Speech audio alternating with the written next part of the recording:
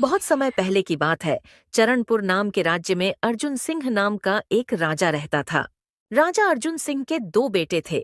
बड़ा बेटा वीर सिंह, जो शारीरिक रूप से बहुत ताकतवर था, जो अपना सारा समय खाने पीने और अखाड़े में गुजारता था, वो कभी अपने पिता के साथ महल में लगने वाले राजसभा में शामिल नहीं होता था। वहीं दूसरी तरफ अर्जुन सिंह का छोटा बेटा, जिसका नाम ज्ञान सिंह था, जो अपना सारा समय अपने पिता के साथ में रहकर राजमहल में लगने वाले राजसभा में ज्यादा समय बिताता था और वो अपने पिताजी से राज्य को चलाने के तरीके सीखता रहता था। चरणपुर में सब कुछ अच्छा चल रहा था, कहीं कोई समस्या नहीं थी। अगर कोई समस्या आती तो वो भी राजा अर्जुन सिंह दूर कर दिया करते थे। राज्य में तो कोई समस्या नहीं थी, परंतु अर्जुन सिंह के सामने अब एक समस्या आन पड़ी थी, जो थी चरणपुर का नया राजा चुनने की।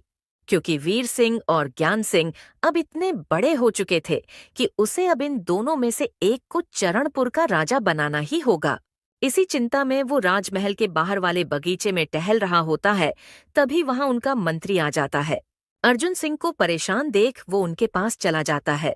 क्या हुआ महाराज? आप बड़े परेशान नजर आ रहे हो। कोई परेशानी है क्या? नहीं मंत्री, कोई समस्या नहीं है। जब कोई समस्या नहीं है तो आप इतनी चिंता में क्यों दिखाई दे रहे हो? चिंता की कोई बात नहीं है मंत्री, बस एक दुविधा में फंस गया हूँ। कैसी दुविधा महाराज? मुझे बताइए, शायद मैं कोई मदद कर सकूं। मंत्री, तुम तो जानते हो कि वीर और ज्ञान अब दोनों इतने बड़े और समझदार हो चुके हैं कि अब मुझे इन दोनों में से एक को अपने राज्य का राजा बना देना चाहिए। हाँ, तो इसमें समस्या कैसी महाराज? ये तो बहुत आसान है। आप ज्ञान बेटा को अपने राज्य का अगला राजा बना दीजिए। ऐसा क्यों मंत्री? मुझे ज्ञान को राजा क्यों बनाना चाहिए? क्योंकि महाराज, ज्ञान बेटा काफी समझदार है और वो हमेशा आपके साथ में रहकर राज्य को चलाने के तौर तरीके सीखते रहते हैं, जिससे उन्हें आगे अच्छा राजा बनने में मदद मिलेगी। मंत्री, बात तो तुम्हारी सही है, परंतु अगर मैं ज्ञान को खाली इस बात के लिए उसे राज्य का राजा बना दूं कि वो अपना सारा समय मेरे साथ रहकर राज्य की समस्याएं सुनता है, तो ये वीर के साथ नाइंसाफी होगी। क्योंकि राजा को खाली राज्य की समस्याएं नहीं दूर करनी होती हैं, समय आने पर उसे राज्य के लिए राज्य के दुश्मनों से लड़ना भी होता है, जिस चीज में वीर को महारत हासिल है। हाँ महाराज, बात तो आपकी सही है। फिर ये तो बहुत बड़ी समस्या है। हाँ मंत्री, तभी तो मैं तुम्हें इतना परेशान लग रहा हूं। पर आप उन्हें अभी राजा क्यों बना रहे हो? अभी तो आप काफी अच्छे हो, तो इतनी जल्दी क्या है? बात जल्दी की नहीं है, पर आज नहीं तो कल मुझे इन दोनों में से एक को राजा तो बनाना ही पड़ेगा ना। हाँ महाराज, पर आप दोनों में से एक को कैसे राजा बनाओगे? वही तो सोचना है मंत्री कि वीर और ज्ञान में से किसे राजा बनाया जाए। महाराज, मेरे पास एक सुझाव है जिससे शायद आपको कुछ मदद मिल सके। हाँ मंत्री, बताओ क्या सुझाव है। महाराज, क्यों ना अपने राज्य के साधु बाबा को बुलाया जाए और उनसे इस समस्या के बारे में बात की जाए। शायद वो कोई उपाय बता सके। हाँ मंत्री, बात तो तुमने सही कही, ये बात मेरे दिमाग में क्यों नहीं आई। जाओ जल्दी से बाबा को बुला लाओ। ठीक है महाराज, मैं अभी जाकर बाबा को बुला लाता हूँ। मंत्री फटाफट से साधु बाबा के यहाँ पहुंच जाता है। बाबा, आपको महाराज ने बुलाया है। क्या हुआ मंत्री बेटा? अचानक क्यों बुला लिया महाराज ने? कोई समस्या आन पड़ी है क्या? हाँ बाबा, इसीलिए तो आपको उस समस्या को दूर करने के लिए महाराज बुला रहे हैं। ठीक है बेटा, तुम चलो, मैं थोड़ी देर में आकर महाराज से मिलता हूँ। फिर थोड़ी देर बाद जब अर्जुन सिंह अपने राजमहल में टहल रहा होता है, तभी वहां साधु बाबा आते हैं। बोलो बेटा, क्या हुआ? इतने परेशान क्यों हो? अच्छा हुआ बाबा आप आ गए, मैं कब से आपका ही इंतजार कर रहा था। हाँ बेटा, मंत्री ने मुझे बताया था कि तुम बहुत परेशान हो किसी समस्या की वजह से। हाँ बाबा, एक समस्या तो है जिससे मैं बहुत परेशान हो गया हूँ। बोलो बेटा, क्या समस्या आ गई है? बाबा, आप तो जानते हो मेरे दो बेटे हैं, वीर और ज्ञान, और अब मुझे अपना अगला उत्तराधिकारी चुनना है और मैं दोनों में से किसे चुनूं इसी दुविधा से परेशान हूं। एक तरफ वीर है जो बहुत बलशाली है और दूसरी तरफ ज्ञान है जो बहुत ही बुद्धिमान है। पर आप तो जानते हो कि राज्य की कमान संभालने वाले को दोनों ही सूरतों में अच्छा होना चाहिए और मैं किसी एक को चुनकर दूसरे के साथ गलत नहीं कर सकता। बेटा, अगर तुम नहीं चुन पा रहे हो तो ये जिम्मेदारी राज्यवासियों को सौंप दो।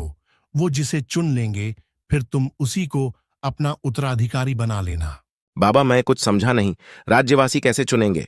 देखो बेटा, तुम्हें पता है कि वीर बलशाली है और ज्ञान बुद्धिमान, पर क्या तुमने अब तक वीर की बुद्धि की परीक्षा ली है और ज्ञान के पास कितनी शक्ति है उसका भी अनुमान लगाया है? नहीं बाबा, अब तक तो नहीं। हाँ, तो तुम्हें सबसे पहले उनकी काबिलियत की परीक्षा लेनी होगी। तो कुछ इस तरह की चुनौती उन दोनों के सामने रख दो जिसे सुलझाने में बल का भी प्रयोग लगे और बुद्धि का भी। और ये चुनौती उन्हें राज्य के लोगों के बीच में जाकर साबित करनी होगी, ताकि राज्यवासियों को भी लगे कि महाराज अर्जुन सिंह ने सही दावेदार चुना है राजा बनने के लिए। पर तुम पहले तो दोनों को इस बारे में बता दो कि तुम उन दोनों में से एक को चरणपुर का अगला राजा बनाने वाले हो, और राजा चुनने से पहले उन्हें यह साबित करके दिखाना होगा कि दोनों इस योग्य हैं कि उन्हें राज्य का कार्यभार सौंपा जा सके। शुक्रिया बाबा, क्या खूब तरीका बताया है आपने। इससे तो मेरी सारी समस्या ही दूर हो जाएगी। बेटा, पर याद रखना, चुनौती ऐसी हो कि बल और बुद्धि दोनों की परीक्षा एक साथ हो जाए। हाँ बाबा, मैं समझ गया। राजा अर्जुन सिंह को इतना बढ़िया सुझाव देकर बाबा वहां से चले जाते हैं और अर्जुन सिंह राजमहल में फिर से टहलना शुरू कर देता है। टहलते टहलते अर्जुन सिंह अचानक रुक जाता है और अपने मंत्री को बुलाता है। अर्जुन सिंह के बुलाते ही मंत्री फौरन से वहां पहुंच जाता है। महाराज, आपने मुझे बुलाया? हाँ मंत्री, साधु बाबा ने बहुत बढ़िया सुझाव दिया है अपना अगला उत्तराधिकारी चुनने के लिए। क्या बात है महाराज, यानी बाबा को यहाँ बुलाना सफल साबित हुआ? हाँ मंत्री, और बाबा के हिसाब से मुझे वीर और ज्ञान में से एक को राजा बनाने से पहले वीर की बुद्धि की और ज्ञान के बल की परीक्षा लेनी चाहिए। पर आप ये कैसे करोगे महाराज? कुछ सोचा है क्या आपने? हाँ मंत्री, पर उसके लिए मुझे अपने राज्य के 2 ऐसे गांव बताओ जिन गांवों में केवल एक एक कुआं हो और दूसरा पानी का स्रोत ना हो, और हाँ, दोनों एक दूसरे के अगल बगल में हो। रुकिए महाराज, मुझे थोड़ी देर सोचने दीजिए। महाराज की ये बात सुन मंत्री दोनों गांवों के बारे में सोचने लगता है।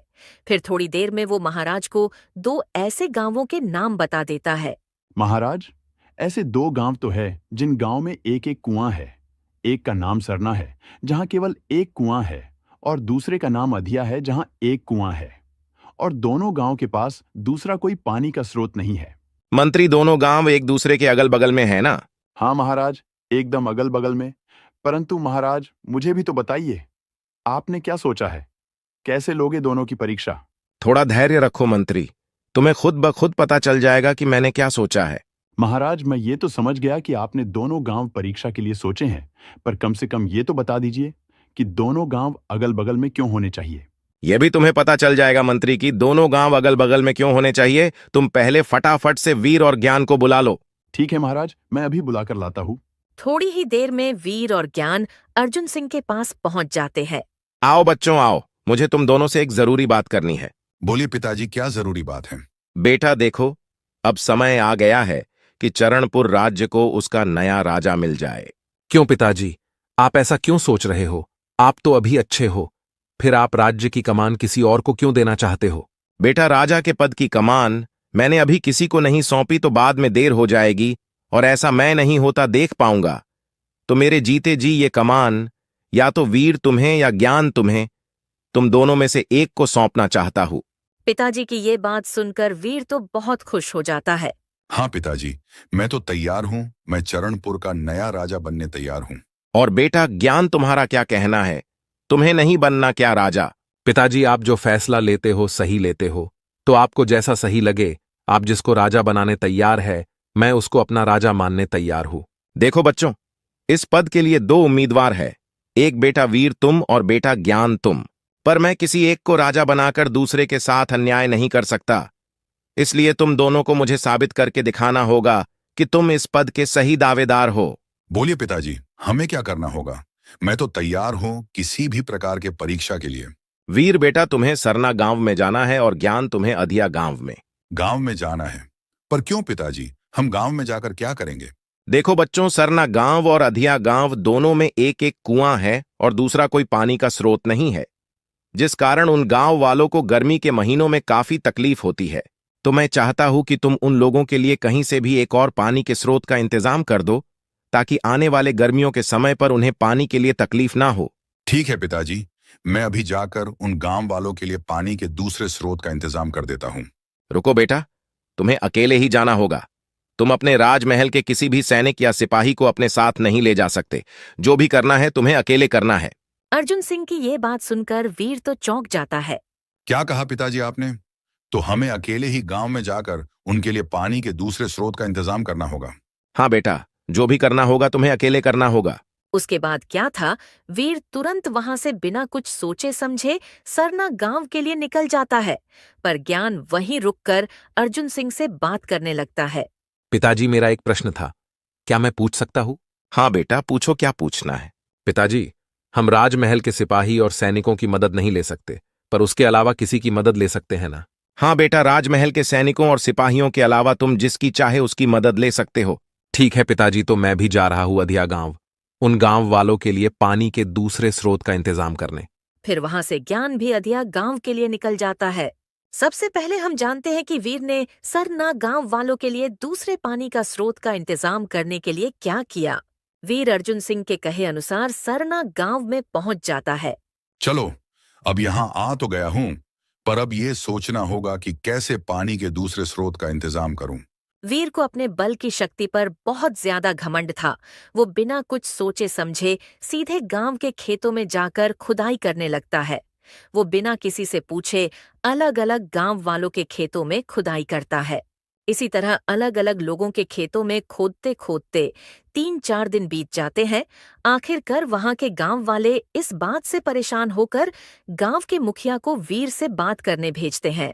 राजकुमार वीर, आप ये क्या कर रहे हो? क्यों लोगों की खेतों में खुदाई कर उनकी जमीन बर्बाद कर रहे हो?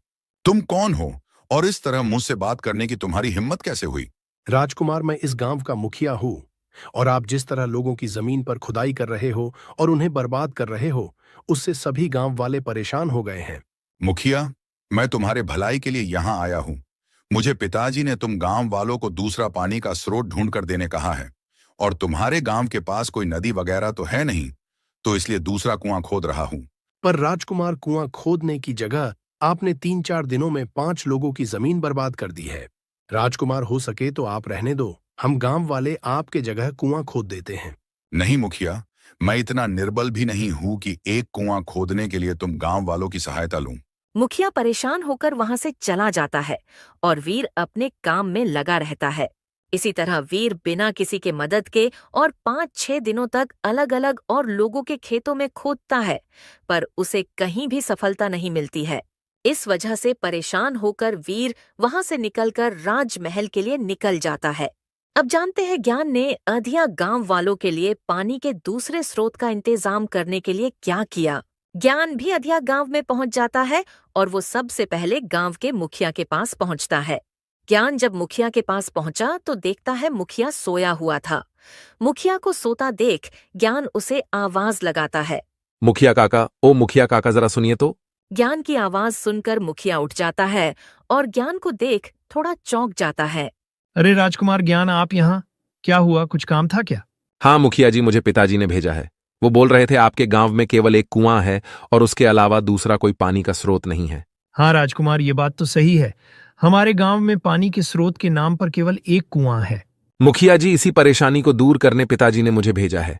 पर वो तुम कैसे दूर करोगे बेटा? देखिए मुखिया जी, आपके गांव के पास से कोई नदी तो नहीं गुजरती है, इस कारण हमें गांव में एक और कुआं खोदना होगा।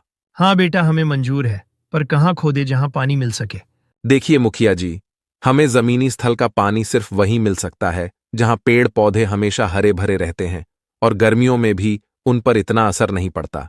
मुखिया जी, ऐसी कोई जगह है आपके नजर में? हाँ बेटा, हमारे गांव के बगीचे के पास जो खेत है उसके पास के पेड़ पौधे हमेशा हरे भरे रहते हैं। हाँ तो मुखिया जी, हमें खुदाई वहीं करनी होगी। बेटा, तो हम लोग कब से खुदाई शुरू करें? मुखिया जी, करे नहीं करेंगे, मैं भी सभी लोगों के साथ मिलकर खुदाई का काम करूंगा, क्योंकि ये जिम्मेदारी पिताजी ने मुझे दी है। ठीक है बेटा, तो कब से शुरू करेंगे खुदाई का काम? मुखिया जी, कल सुबह आप 3-4 लोगों को खुदाई के सामान के साथ वहां लेकर पहुंच जाना, मैं आप लोगों से वहीं मिलूंगा। ठीक है बेटा, मैं सुबह सारे साजो सामान के साथ पहुंच जाऊंगा। फिर क्या, अगली सुबह ज्ञान सबसे पहले आकर बगीचे वाले जमीन के पास खड़े हो जाता है और बाकी गांव वालों का इंतजार करने लगता है। फिर थोड़ी देर बाद मुखिया कुछ गांव वालों को लेकर वहां पहुंच जाता है। लो बेटा, आ गए हम। बताओ कहाँ कहाँ खुदाई करनी है। मुखिया जी देखिए, हम सिर्फ एक जगह पर खुदाई करके पानी मिलने की उम्मीद नहीं कर सकते। इसीलिए हम सबको पहले अलग अलग जगह पर खुदाई करनी होगी, और जैसे ही किसी एक जगह पर भी पानी मिले तो हम सब मिलकर उस जगह पर खुदाई करेंगे। इससे हमारा काम बहुत जल्दी हो जाएगा। फिर क्या था, सारे गांव वाले और ज्ञान मिलकर अलग अलग जगह पर खुदाई करना शुरू कर देते हैं। खुदाई करते करते सारे गांव वाले थक जाते हैं, तो ज्ञान मुखिया जी को बुलाकर उन सभी को थोड़ी देर आराम करने कहता है। मुखिया जी, सभी गांव वाले थक गए हैं, थोड़ी देर सभी को आराम करने कह दो। थोड़ी देर आराम करेंगे तो काम करने में और ऊर्जा मिल जाएगी। ठीक है बेटा, जैसा तुमको सही लगे। ज्ञान के कहे अनुसार सारे गांव वाले एक पेड़ के नीचे बैठकर आराम करने लगते हैं और खाना वगैरह खाने लगते हैं। सारे लोग खाना खा रहे होते हैं, परंतु ज्ञान अभी भी खुदाई का काम शुरू रखता है और उसे काम करता देख मुखिया उसे भी खाना खाने बोलने जाते हैं। बेटा बस करो, चलो सबके साथ मिलकर कुछ खा लो और थोड़ी देर आराम कर लो। नहीं मुखिया जी, बस थोड़ी देर और काम कर लेता हूं, फिर आकर खा लूंगा। वैसे भी मुझे अभी इतनी भी भूख नहीं लगी है। ठीक है बेटा, जैसा तुमको सही लगे, पर थोड़ी देर में आकर खाना खा लेना। ठीक है मुखिया जी, आप लोग खाना खाकर थोड़ी देर आराम कर लीजिए, तब तक यह मैं संभालता हूं। फिर क्या था, मुखिया भी सबके साथ मिलकर खाना खाने बैठ जाता है और ज्ञान खुदाई में लगा रहता है। जब सभी गांव वाले और मुखिया खाना खाकर आराम कर रहे होते हैं, तभी जहां ज्ञान खुदाई कर रहा होता है, तभी वहां एक पानी का फुव्वारा निकलता है, जिसे देख ज्ञान बहुत खुश होता है और सारे गांव वालों को आवाज लगाने लगता है। मुखिया जी जल्दी आइए और देखिए, आखिरकार हमें पानी मिल गया। मुखिया पानी का फुव्वारा देख बहुत खुश होता है और ज्ञान का धन्यवाद करने लगता है। अरे मुखिया जी, धन्यवाद किस बात का? मैं आपके राज्य का राजकुमार हूं, तो पिताजी के साथ साथ मेरी भी तो कुछ जिम्मेदारी होती है अपने राज्यवासियों के प्रति। हाँ बेटा, बात तो तुमने सही कही। और बेटा अब खुदाई का काम आप हम पर छोड़ दो। पानी का स्रोत तो मिल चुका है, बाकी का हम लोग खोद देंगे। ठीक है मुखिया जी, फिर मैं राजमहल के लिए निकलता हूं, बाकी का आप लोग संभाल लेना। ठीक है बेटा, तुम निश्चिंत होकर राजमहल चले जाओ, बाकी का हम संभाल लेंगे।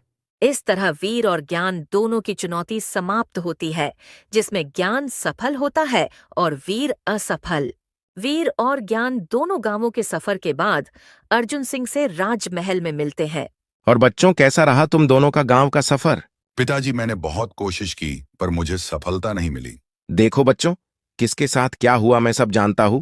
वीर, तुम असफल हुए और ज्ञान सफल हुआ, पर क्या तुम जानते हो तुम्हारे असफल होने का कारण और ज्ञान के सफल होने की वजह? नहीं ना? नहीं पिताजी, मैं कुछ नहीं समझा। बेटा, तुमने कुआं खोदने का सोचा, वो बिल्कुल सही था, पर तुमने बिना कुछ सोचे समझे किसी भी जगह खोदना शुरू कर दिया, और तुम अपने बल की शक्ति के कारण तुमने और किसी की मदद नहीं ली। तुम बस अपने बल के भरोसे कुआं खोदने की सोच रहे थे, जिस कारण तुम्हें सफलता नहीं मिली। और वही दूसरी तरफ ज्ञान ने भी कुआं खोदने का सोचा, परंतु उसने सोच समझकर खुदाई की जगह का चुनाव किया और अपने बल के साथ साथ और गांव वालों को भी साथ लेकर खुदाई की, जिस कारण उसको सफलता इतनी जल्दी मिली। तो वीर बेटा, तुम कुछ समझे या नहीं? जी पिताजी, मैं समझ गया कि बल के साथ इंसान को बुद्धि का भी प्रयोग करना चाहिए और खुद के बल पर पूरा भरोसा करने की जगह एकता की ताकत को मान सम्मान देना चाहिए। तो दोस्तों, इस तरह वीर को एक अच्छा सबक मिल गया था और ज्ञान ने बुद्धि की ताकत और एकता के बल का प्रयोग करके अर्जुन सिंह द्वारा दिए गए चुनौती को पार कर दिखाया और चरणपुर का अगला राजा बनाने की अपनी क्षमता को